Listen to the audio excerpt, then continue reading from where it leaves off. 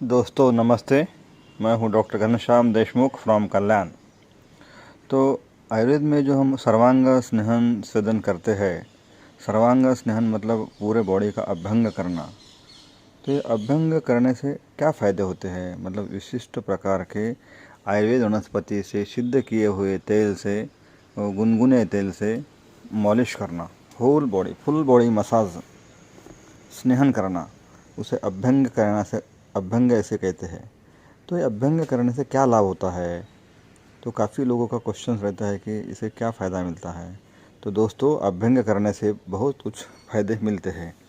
जैसे कि हमने 15 साल से अनुभव किया है, हमारे प्रैक्टिस में हम देखते हैं, और आयुर्वेद शास्त्र में भी सब ग्रंथकार ने भी उसका प्रयोजन और उपयोग क्या है सब लिख के रखा है। तो उन्होंने कहा है कि जराहार, जराहार मतलब क्या होता है कि जो व्यक्ति है, रुग्ण है, अगर वो नित्य अभ्यंग करेगा तो उसे बुढ़ापा जल्दी आता नहीं। बुढ़ापा मतलब बहुत देरी से आता है। और हर इंसान के, व्यक्ति के, रुग्ण के शरीर में सप्त धातु होते हैं। उसे कहते हैं रस, रक्त, मांस, मेद, अस्थि, मज्जा और शुक्र। ये 7 धातुओं को बल मिलता है। वो धातुओं बल मिलने से, वो स्ट्रांग बनने से इम्यूनिटी पावर बढ़ती है। और आगे क्या फ़ायदा होता है? तो ग्रंथकारों ने कहा है कि श्रमहर होता है। श्रमहर मतलब अधिक काम करने से भी इंसान थकता नहीं। अगर इंसान या व्यक्ति, मरीज, पंचकर्म का जो सर्वांग स्नेहन स्वेदन है, अगर वो नियमित रूप से करेगा तो उसको व्यायाम करने के बाद भी थकान नहीं महसूस होगी। उसका काम करने का स्टैमिना बढ़ेगा, उसके मसल्स का पावर बढ़ेगा, मांसपेशियाँ जो रहती है वो बलवान होती है।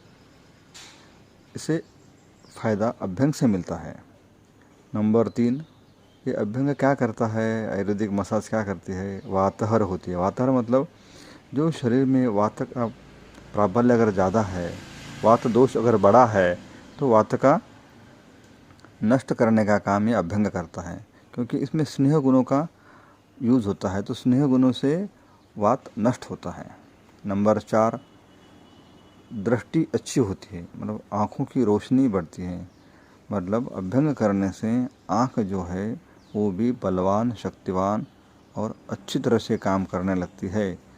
उनकी भी लाइफ बढ़ जाती है, आँखों की बीमारियाँ कम होती है, इम्यूनिटी पावर बूस्ट हो जाती है। 5 नंबर में क्या होता है? 5 नंबर फ़ायदा क्या होता है? तो उसे पुष्टि मिलती है। पुष्टि मिलती है मतलब पूरे शरीर को, from hair to nails, muscles, skin, सप्त धातु सब पुष्ट और बलवान हो जाते हैं। नंबर 6 क्या होता है? जो रुग्ण या व्यक्ति सर्वांग स्नेहन सेदन करते हैं, अभ्यंग करते हैं, तो उसका आयुष्मान बढ़ जाता है, उसकी उम्र बढ़ जाती है और वो हेल्दी लाइफ जीता है अभ्यंग करने से। और क्या फ़ायदा होता है?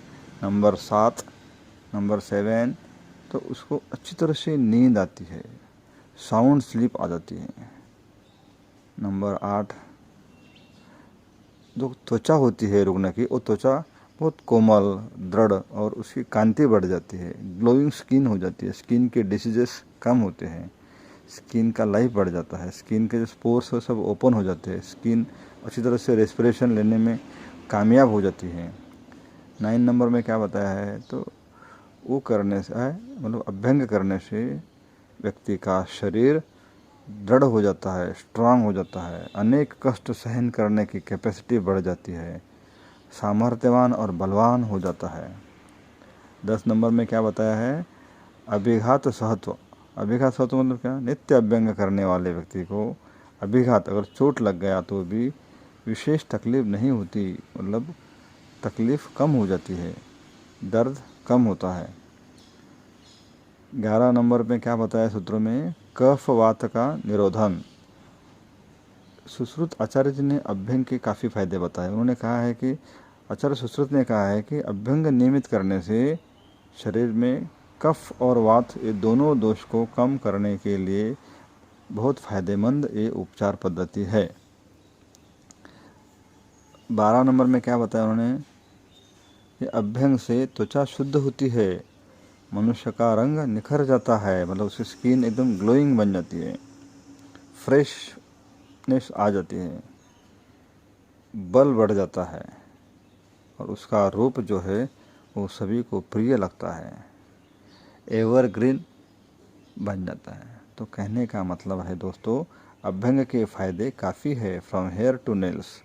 लाइफ बढ़ जाती है, इम्यूनिटी पावर बूस्ट हो जाती है, स्किन का ग्लो अच्छा हो जाता है, आँख, कान, नाक, ये जो इंद्रिय है इनकी भी ताकत बढ़ जाती है, काम करने की क्षमता बढ़ जाती है, छोटी मोटी चीज़ या अपघात कुछ होगा तो वो सहन करने की कैपेसिटी बढ़ जाती है, कितना भी काम करने के बाद थकान नहीं आ जाती है, हर काम करने के लिए वो इंसान उत्साहित और प्रोत्साहित हो जाता है, गहरी नींद, अच्छी तरह से नींद लगती है।